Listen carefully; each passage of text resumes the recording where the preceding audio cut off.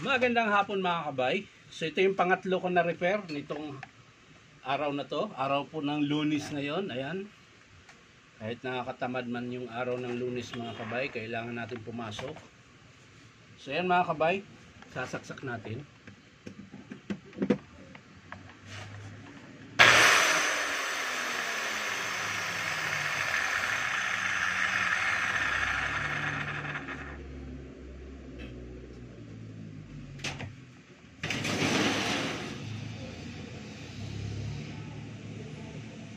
Kailangan kong buksan yung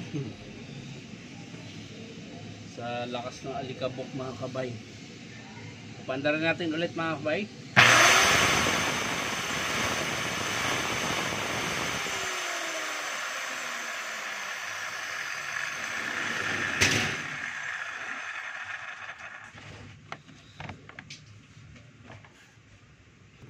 So yan mga kabay, wala na po yung alikabok. So ito lang po ang problema. Ayan. Mapapansin nyo mga kabay. Ayan o. Ang laki po ng palag niya. So titingnan natin mga kabay. Baka bearing lang papalitan.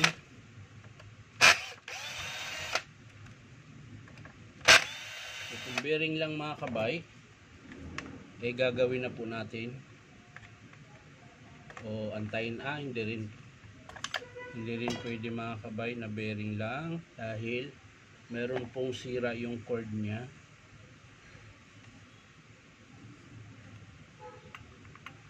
So ayan mga kabay, ito po talaga ang problema, yung pinaka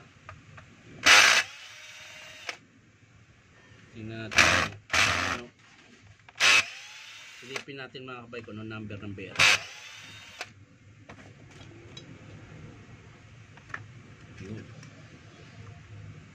Pa, kita na natin yung bearing. Hindi natin kailangan i-press. Saka na natin i-press mga kabay kapag in-approve ng customer. So alamin lang natin yung bearing, number ng bearing. Sana meron dito. Ayun. Hindi gaano makita. Sa dinami-daming tamaan, yung number pa ang tinamaan talaga naman. 6203 mga kabay yung bearing. 6203. Yan. 62003. Yan po yung number ng bearing. Yan. Hindi lang makita yung 6 gawa nung tinamaan. Yan natin sa kabila. Baka kompleto dito.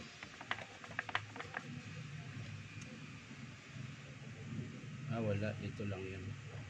Ayun, kita ko na 6203. Yan. 6203 yung kanyang bearing mga kabay. So yun po yung papalitan natin para mawala po yung palag niya mga kabay. Tapos syempre sisilipin na rin natin yung kanyang carbon kung mahaba pa po. Yun, mahaba pa. Yun, pintab pa ng armature.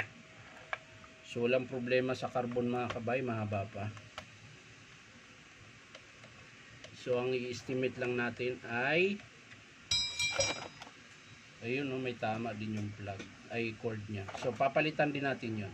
So ang estimate natin dito mga kabay ay bearing 6203.